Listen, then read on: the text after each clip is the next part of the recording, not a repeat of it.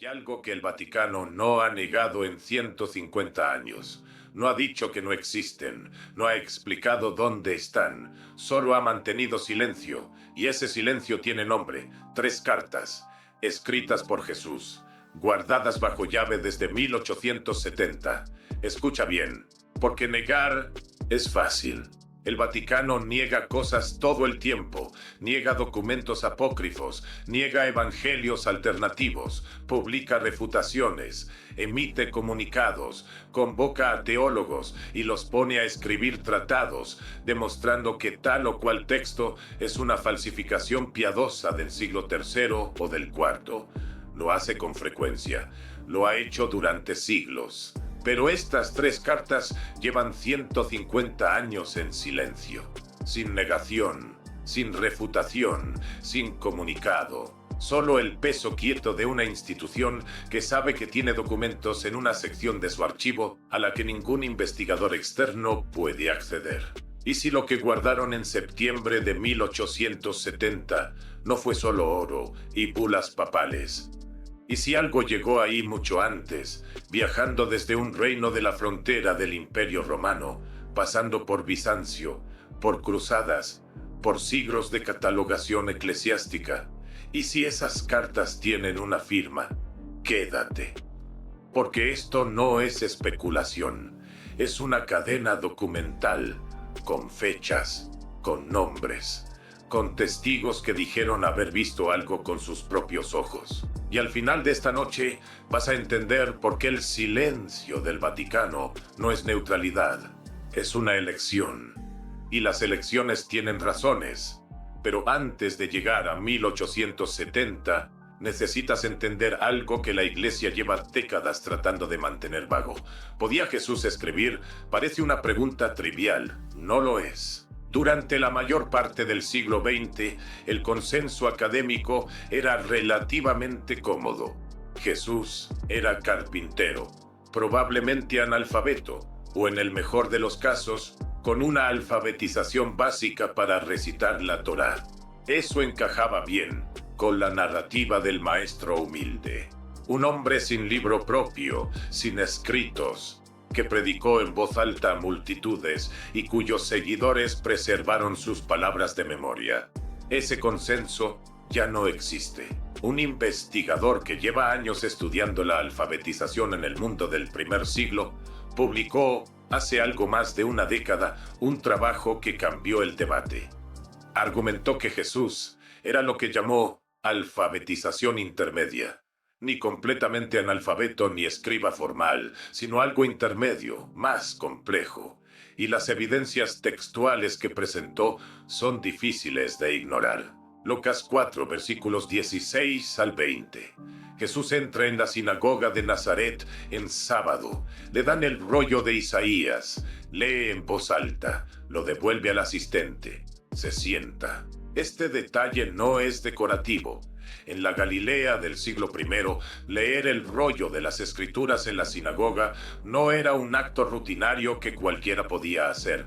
Requería formación, requería capacidad para leer en hebreo, no solo para recitar de memoria, sino para interpretar el texto ante la comunidad. Si Jesús lo hace sin que nadie se sorprenda del acto en sí, sino de lo que dice después, entonces el acto mismo ya era esperado, porque él podía hacerlo. Y hay otro momento, el único momento documentado en los evangelios donde Jesús hace el gesto físico de escribir. Juan 8, versículo 6. Los escribas y fariseos le traen a la mujer sorprendida en adulterio. Le preguntan qué hacer. Y el texto dice algo que ha intrigado a los comentaristas durante siglos. Jesús se inclinó y escribió con el dedo en la tierra. En griego, en el suelo. El texto no dice qué escribió. Nadie lo sabe. Algunos intérpretes han propuesto que escribía los pecados de los acusadores. Otros dicen que era un gesto para ganar tiempo. Lo que el texto no discute es la capacidad. Jesús escribe. Con el mismo gesto natural con que alguien hace algo que ya sabe hacer. Y aquí está la cosa. La Galilea del siglo I no era el aislamiento cultural que la narrativa del carpintero humilde sugiere. Era una zona de alta interacción comercial con el mundo helenístico. Las sinagogas tenían tradición de instrucción básica. Los varones judíos aprendían a leer la Torá desde niños. El comercio requería cifras, contratos, registros. Y los evangelios nunca dicen que Jesús no sabía escribir. Y eso, para el primer siglo, no es un detalle accidental. Lo que los evangelios sí dicen claramente es que Jesús no dejó escritos, al menos no escritos que llegaran a los evangelios canónicos. Pero hay quienes argumentan que eso no significa que no escribiera nunca.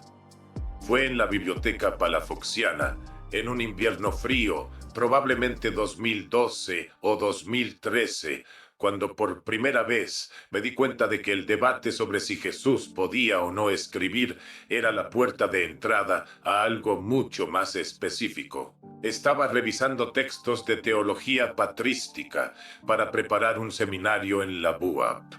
Textos medievales en latín, comentarios sobre los padres de la Iglesia. El café ya se había enfriado hacía rato. La luz de la tarde entraba oblicua por las ventanas coloniales, y en una nota al pie de un tratado del siglo XII, casi enterrada entre citas y referencias cruzadas, aparecía una frase en latín: Epístola quam Iesus Abgaro direxit. La carta que Jesús dirigió a Abgar. Me quedé leyendo esa frase varias veces. No porque no supiera que existía la correspondencia de Abgar. Sabía. Había visto referencias. Pero ahí, en ese tratado medieval, no era mencionada como leyenda ni como texto apócrifo. Era citada con la misma naturalidad con que se cita un documento conocido. Como si en el siglo XII, para el monje que escribía ese tratado, la existencia de esa carta fuera un hecho establecido que no requería defensa. Cerré el libro, busqué a Eusebio de Cesarea, y lo que encontré cambió la dirección de mi investigación durante años.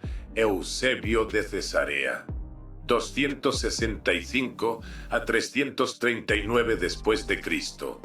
No era un propagandista menor. Era el consejero personal del emperador Constantino, el hombre que redactó la teología oficial del primer imperio cristiano. Cuando él dice algo sobre la iglesia primitiva, la iglesia lo escucha. Cuando él dice haber visto un documento, nadie pregunta si el documento existía. En su Historia Eclesiástica, libro primero, capítulo 13, Eusebio hace una afirmación que ha estado frente a los académicos durante 16 siglos y que nadie ha logrado explicar de manera satisfactoria. Dice haber traducido del siríaco 2 cartas conservadas en el archivo real de Edesa. No dice haberlas leído en una fuente secundaria. No dice haberlas escuchado mencionar. Dice haberlas traducido del siríaco del archivo real. Él mismo. Un momento. Necesitas entender qué era Edesa. Edesa es hoy una ciudad en el sur de Turquía, cerca de la frontera con Siria. En el siglo I era la capital del pequeño reino de Osroene, un territorio estratégico en la frontera entre el Imperio Romano y el Imperio Parto. No era grande, no era poderoso militarmente, pero era un nodo de comercio, de diplomacia, de información, el tipo de lugar donde los documentos sobrevivían no por devoción, sino porque eran útiles para el poder. Y su rey, Abgar V, tenía una enfermedad grave. Las fuentes no son precisas sobre qué era. Algunos dicen lepra, otros hablan de una enfermedad de piel, otros simplemente hablan de una dolencia crónica que los médicos de su corte no podían curar.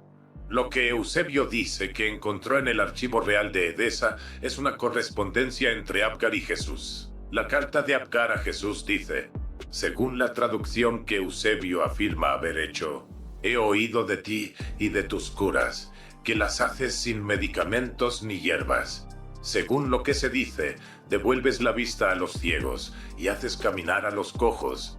limpias a los leprosos y expulsas espíritus inmundos. Si el testimonio que he recibido es verdadero, vienes de Dios. Así que te escribo rogándote que vengas y me cures. He oído también que los judíos murmuran contra ti y quieren hacerte daño. Tengo una pequeña ciudad, pero bastante honrada, que puede darte albergue a los dos. Y aquí está lo que casi nadie señala. El archivo real de Edesa era el equivalente a un registro notarial de Estado. Ahí se guardaban documentos políticos, comerciales, diplomáticos, correspondencia oficial. No era un archivo religioso, no era un escritorium monástico, era el archivo administrativo de un reino soberano. Si un documento estaba ahí, era porque tenía relevancia para el estado de Edesa, no porque alguien lo hubiera inventado por devoción. Eso no prueba que la carta sea auténtica, pero cambia el tipo de pregunta que hay que hacerle. Pero la carta de Abgar es la mitad de lo que Eusebio dice haber encontrado. La otra mitad es la respuesta. En un momento te voy a mostrar el texto exacto que Eusebio atribuye a Jesús. Necesitas prepararte para lo que dice, porque lo que dice esa carta sobre lo que Jesús sabía, sobre lo que esperaba, sobre lo que había planeado, va a cambiar cómo lees los evangelios. O al menos va a hacer que te preguntes por qué nunca te lo dijeron. Por eso quizá prefieran que no la leas. Pero antes de llegar ahí, hay un detalle sobre la cadena de custodia de esos documentos que los académicos raramente mencionan. El texto de Eusebio no es la única fuente. Sobrevivió en siríaco, sobrevivió en armenio, sobrevivió en 2 versiones en griego y está inscrito en piedra, literalmente tallado en las murallas de la ciudad de Nisibis, a unos 400 kilómetros de Edesa, como si alguien hubiera querido asegurarse de que incluso si todos los manuscritos desaparecían, el texto permaneciera. Eso no es lo que haces con una falsificación piadosa. Eso es lo que haces con algo que quieres que dure. Ahora sí. La respuesta. Eusebio transcribe lo que llama la carta de Jesús a Abgar, y lo que esa carta dice ha permanecido en los márgenes de la teología cristiana durante 16 siglos porque plantea una pregunta que la Iglesia nunca ha respondido directamente. El texto, según la traducción de Eusebio: «Bienaventurado eres tú, Abgar, que has creído en mí sin haberme visto. Está escrito de mí que los que me han visto no creerán en mí, y que los que no me han visto creerán y vivirán. En cuanto a lo que me escribes, que vaya a ti.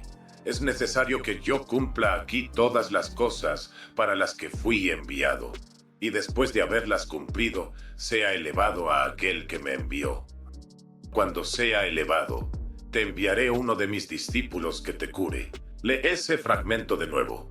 Es necesario que yo cumpla aquí todas las cosas para las que fui enviado, y después de haberlas cumplido, sea elevado a aquel que me envió. Elevado, no muerto, no ejecutado, elevado. En el vocabulario del Nuevo Testamento, ese término tiene un significado preciso. Aparece en el Evangelio de Juan, en Hechos, en las cartas de Pablo. Elevado es como se describe la resurrección y la ascensión. Si esa carta es auténtica, o si al menos preserva algo que Jesús dijo o escribió, entonces Jesús sabía antes de su crucifixión que sería elevado, que lo que vendría después de la cruz no sería el fin, que era parte de lo que había venido a cumplir. Eso convierte la crucifixión en un evento planeado, no en un martirio impuesto, en una decisión consciente, no en una derrota, en el cumplimiento de una misión de la que el propio Jesús era plenamente consciente. Y si Jesús lo sabía y lo escribió, ¿por qué nunca llegó a los evangelios canónicos? ¿Por qué Mateo, Marcos, Lucas y Juan no mencionan esta correspondencia? Ahora bien, hay quienes argumentan que toda la historia de Abgar fue inventada. Un académico alemán del siglo XX teorizó que la leyenda de Abgar fue creada por el obispo de Edesa alrededor del año 313 para legitimar a Edesa como ciudad cristiana desde el tiempo de Jesús. Una falsificación con fines políticos. Esa teoría tiene mérito, no puede descartarse, pero aquí está la contradicción que ese académico nunca resolvió del todo. Si alguien falsificó esta correspondencia en el siglo III o IV, después de que la doctrina de la resurrección ya era central en el cristianismo, ¿por qué escribir una carta de Jesús que dice que será elevado? Un falsificador del siglo III que quisiera hacer la carta más convincente habría escrito algo más conveniente, algo que encajara mejor con la teología ortodoxa que se estaba consolidando en ese periodo. La carta que tenemos es teológicamente incómoda. Implica un conocimiento previo y planificado de la resurrección. Implica que Jesús eligió la crucifixión conscientemente, que no fue una víctima, sino un director. Eso no es lo que los padres de la iglesia del siglo IV estaban promoviendo. Ellos necesitaban el mártir impuesto, la víctima injusta, para construir la teología de la expiación sustitutiva.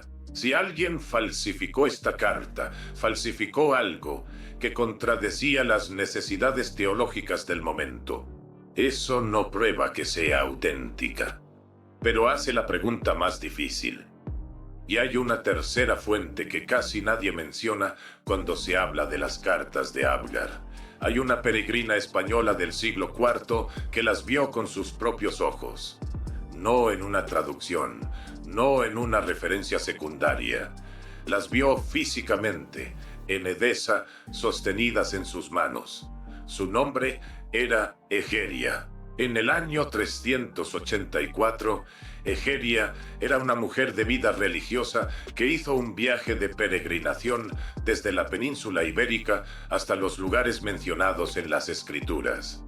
Recorrió Egipto, el Sinaí, Jerusalén, Siria, y documentó todo en un diario que se conservó parcialmente en un manuscrito del siglo XI. Ese diario es conocido como el Itinerario de Egeria. Es una fuente primaria para la historia de la liturgia cristiana primitiva. No se discute su autenticidad. No hay debate sobre si Egeria existió. Y en ese diario, Egeria describe haber llegado a Edesa. El obispo de la ciudad la recibe, la lleva a ver los archivos de la iglesia local y le muestra las cartas. Egeria escribe, y esto es lo que más me intriga de toda la cadena documental. El obispo me mostró las cartas, las leí. Estaba maravillada de que tuviéramos copias tan completas en nuestros países. Aquí había copias más completas que las que nosotros conocíamos, copias más completas. Eso significa que en el año 384, en Edesa, había versiones de las cartas que Egeria no conocía desde su región de origen. No era que las cartas fueran desconocidas en Occidente, era que las copias de Edesa tenían más contenido. ¿Qué decían esas partes adicionales? ¿Qué contenido tenían esas copias más completas? No lo sabemos, porque el rastro de esas copias más completas se pierde exactamente donde debería encontrarse. Y eso no es coincidencia. Ahora bien, hay 3 cartas, no 2. Eusebio habla de 2. Egeria habla de lo que vio en Edesa, y hay una tercera fuente que complica el panorama de maneras que los académicos raramente discuten. Alrededor del año 400, un texto siríaco conocido como la Doctrina de Addai fue compilado en la región de Edesa. Es una versión más larga de la correspondencia de Abgar. Incluye detalles que Eusebio no tenía. El nombre del mensajero que llevó las cartas, un hombre llamado Hanan, que era también el archivista de la corte de Abgar. Incluye una descripción del aspecto físico de Jesús, supuestamente observada por Hanan cuando fue a entregarle la carta de Abgar. Incluye detalles cronológicos sobre cuándo llegaron las cartas y cómo fueron preservadas. Un falsificador que trabaja en el año 400, un siglo después de que Eusebio ya había publicado su historia eclesiástica. ¿Para qué agregaría todos esos detalles menores? El nombre del mensajero, la descripción física, la cronología. Esos detalles no hacen la historia más poderosa teológicamente, no añaden milagros, no amplifican la divinidad de Jesús, solo la hacen más específica, más documental. Eso es lo que hacen los testigos con acceso a información adicional, no los falsificadores que quieren impresionar. 3 fuentes. Eusebio, alrededor del año 313. Egeria, en el año 384. La doctrina de Addai, alrededor del año 400. 3 siglos distintos. 3 contextos distintos. Una misma referencia. No me estoy quedando con esto sin decirte lo que tuve que procesar cuando lo comprendí. Fue en un congreso de patrística en Guadalajara, probablemente 2016 o 2017. Uno de esos eventos académicos donde los ponentes hablan durante 20 minutos sobre asuntos cada vez más especializados y nadie hace preguntas que pongan incómodo a nadie. En la cena, me senté al lado de una especialista en manuscritos siríacos de una universidad europea. No voy a dar su nombre porque la conversación fue privada y no me autorizó a citarla. Pero lo que me dijo esa noche es algo que no he podido olvidar. Ella mencionó casualmente la doctrina de Addai como el texto que nadie financia porque las implicaciones son incómodas. No lo dijo como una revelación dramática. Lo dijo con la resignación tranquila de alguien que ha visto cómo funciona el financiamiento académico. Le pregunté directamente, ¿crees que Eusebio vio documentos reales en Edesa? Tomó su copa, miró hacia los lados, no con teatralidad, sino con el gesto de alguien que revisa si la conversación puede tener consecuencias. Y dijo, probablemente vio algo. Lo que vio exactamente, eso ya no puedo decir. No hablamos más del tema esa noche, pero esa frase, probablemente vio algo, se quedó conmigo durante meses, porque no es incertidumbre ignorante, es la incertidumbre precisa de alguien que ha estudiado los documentos lo suficiente para saber que hay algo ahí, pero que también sabe el precio de decirlo con demasiada claridad en espacios académicos formales. Ahora necesito contarte cómo llegan esas cartas de Edesa a Roma, porque ese rastro documental es lo que conecta a Eusebio y a Egeria con lo que sucedió en septiembre de 1870. La cadena de custodia tiene agujeros, como cualquier documento de esa era. Lo que sabemos es lo siguiente. El archivo real de Edesa fue destruido en el siglo VI durante las guerras romano-persas. Las guerras devastaron la región. Los edificios fueron incendiados. Los archivos físicos de la ciudad de Edesa, los mismos que Eusebio dice haber consultado, probablemente desaparecieron en ese periodo. Pero las copias ya estaban en otros lugares. Egeria menciona copias en su región occidental. La doctrina de Addai había circulado ampliamente. Bizancio había preservado versiones. Entre los años 1098 y 1150, el Principado Cruzado de Antioquía controló Edesa. Los cruzados europeos tenían acceso a archivos eclesiásticos locales. Y cuando los cruzados llevaban algo de valor a Roma, lo hacían a través de los canales de la Iglesia. Una vez que algo entraba en el sistema de archivo eclesiástico romano, no salía. Y aquí viene el momento que lo cambia todo. 20 de septiembre de 1870. Pon esa fecha en contexto. En ese momento, el Vaticano era el centro de un estado con siglos de historia administrativa. El Archivo Apostólico Vaticano, que entonces se llamaba Archivo Secreto Vaticano, contenía documentos acumulados durante más de un milenio. Correspondencia entre papas y emperadores, actas de concilios, bulas, registros de procesos judiciales. Textos de procedencia diversa que habían llegado por donación, confiscación, compra o transferencia desde todos los rincones del mundo cristiano. Y el 20 de septiembre de 1870, el general Cadorna ordenó a sus tropas que abrieran la brecha de Porta Pía. Roma cayó. Los estados pontificios terminaron. El Papa Pío IX declaró el Vaticano prisionero y se encerró. Nunca salió del Vaticano hasta su muerte en 1878.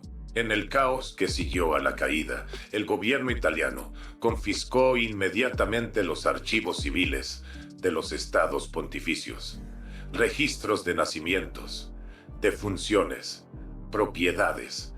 Esos archivos fueron al Archivo de Estado de Roma, donde hoy son accesibles para investigadores. Pero los archivos eclesiásticos, el Archivo Apostólico Vaticano, permanecieron en el Vaticano, sin inventario completo, sin catálogo sistemático, sin que nadie, ni el gobierno italiano ni los académicos externos, supiera exactamente qué había ahí adentro. En 1879, el Papa León XIII nombró al cardenal Hergenröther como primer archivista formal. Primer intento serio de sistematización. Hergenröther murió en 1888, dejando el trabajo incompleto. En 1881, León XIII hizo algo sin precedentes. Abrió el archivo a investigadores externos. Era la primera vez que académicos no eclesiásticos podían solicitar documentos del archivo apostólico, pero con una condición.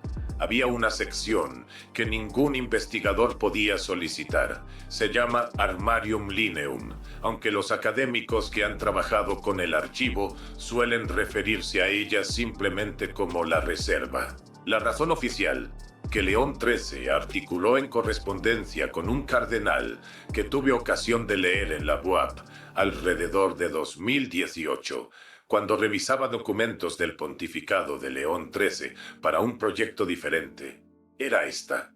Su publicación podía turbar la fe de los fieles. Leí esa frase 3 veces. Prudencia pastoral, lo llamó. Pero la expresión real que usó en la carta era más precisa que la fórmula diplomática. Decía que había documentos cuyo contenido era de tal naturaleza que conviene que permanezcan fuera del alcance del público, no porque sean falsos, sino porque su interpretación requiere formación que los fieles ordinarios no poseen. Deja que eso repose. No dice que los documentos son falsos. No dice que son apócrifos sin valor. Dice que son de tal naturaleza que requieren formación especial para ser interpretados. Que ponerlos en manos del público sería turbador. ¿Qué tipo de documento requiere esa protección? Hay quienes han conseguido acceso parcial a materiales del Vaticano que tocan los bordes de lo que podría estar en la reserva. Investigadores que mencionan haber visto referencias en documentos medievales ya desclasificados, a otros documentos de los que no hay rastro en los catálogos publicados. El tipo de laguna que se produce cuando algo existe, pero no ha sido catalogado para consulta pública. El Vaticano tiene perfectamente claro lo que hay en su archivo. El trabajo de Hergenröther, aunque incompleto, fue continuado. El Archivo Apostólico hoy es una de las instituciones mejor gestionadas del mundo. Se puede solicitar documentos del siglo XIII, del siglo XII, del siglo IX, con número de signatura, con nombre del documento, con fecha. Pero hay una sección que no tiene número de signatura disponible, la reserva. Y aquí está la paradoja que Spinoza habría reconocido inmediatamente. Baruch Spinoza, en el Tratado Teológico Político, argumentó que el único criterio válido para evaluar textos históricos, incluyendo los textos religiosos, es el mismo que usamos para cualquier documento de cualquier otra naturaleza. Examinar la cadena de custodia, analizar a quienes los preservaron y por qué, estudiar las versiones paralelas, evaluar los motivos de quienes los transmitieron, Aplica ese método a las cartas de Abgar. Eusebio dice haber visto los documentos originales en el archivo real de Edesa. Egeria dice haber visto las cartas físicamente en Edesa 70 años después de Eusebio. La doctrina de Addai preservó una versión más larga 90 años después de Eusebio, con detalles que no tienen función teológica obvia. 3 fuentes independientes, 3 siglos distintos, misma referencia. Ahora aplica Spinoza a la respuesta vaticana. El Vaticano ha publicado análisis de docenas de textos apócrifos. Ha emitido documentos sobre el Evangelio de Judas, el Evangelio de Tomás, los manuscritos del Mar Muerto. Los ha estudiado, los ha comentado, los ha puesto en contexto, los ha declarado no canónicos sin necesitar cerrarlos, porque no necesita cerrarlos, no son amenaza. Pero estas cartas llevan 150 años en silencio. Si son falsas, el procedimiento natural sería publicarlas y demostrar que son falsas. La Iglesia ha hecho exactamente eso con otros textos. Tiene los recursos académicos, los paleógrafos, los especialistas en siríaco y armenio. Si hay algo en esas cartas que puede ser refutado documentalmente, la refutación sería una victoria para la Iglesia, no una derrota. El silencio no es el comportamiento de una institución que tiene una refutación esperando ser publicada. El silencio es el comportamiento de una institución que sabe lo que hay y ha decidido que no es conveniente mostrarlo. Y aquí está la pregunta que lleva 150 años sin respuesta satisfactoria. Si las cartas son falsas, ¿por qué no publicarlas y demostrarlo? Sería fácil, sería una victoria, sería exactamente lo que una institución hace cuando tiene la evidencia de su lado. Si las cartas son auténticas, ¿qué significaría? ¿Qué cambiaría en la teología cristiana si existiera un texto donde el propio Jesús escribe que será elevado, que lo que le espera no es el fin, sino el cumplimiento de su misión, que eligió el camino conscientemente? Un mártir impuesto genera compasión. Un director que eligió la cruz genera una pregunta diferente, una pregunta sobre la naturaleza de lo que ocurrió, sobre si fue sacrificio o decisión, sobre si Jesús murió o actuó. Y esa pregunta, esa diferencia entre víctima y autor, es lo que la teología de la expiación no puede absorber sin transformarse completamente. No tengo respuesta. Y te digo con toda honestidad que no sé si las cartas son auténticas. No soy paleógrafo, no soy especialista en siríaco, no he visto los documentos. Pero sé lo que estudió Spinoza durante siglos. Y lo que Spinoza diría es esto. La pregunta no es si las cartas son auténticas. La pregunta es por qué la respuesta institucional al mayor repositorio documental del mundo cristiano es el silencio.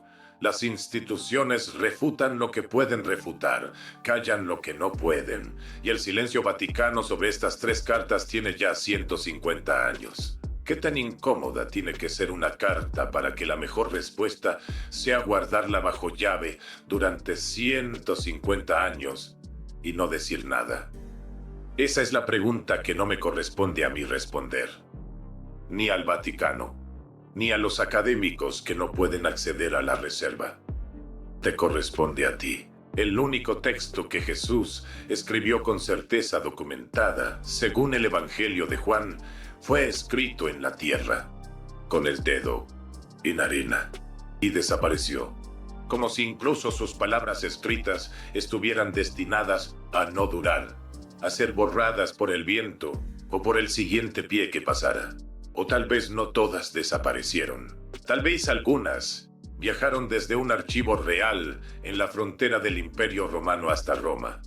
Tal vez están en una sección que tiene el nombre discreto de Armarium Lineum. Tal vez alguien en algún momento las leyó y decidió que el silencio era la única respuesta posible. Si te suscribes a este canal, seguiremos abriendo los archivos que las instituciones prefieren mantener cerrados. Ime Terume, con fuentes, con fechas, con la precisión que Spinoza nos enseñó a exigir de cualquier texto que alguien quiera que aceptemos sin examinar. La evidencia habla por sí sola. Nos vemos pronto.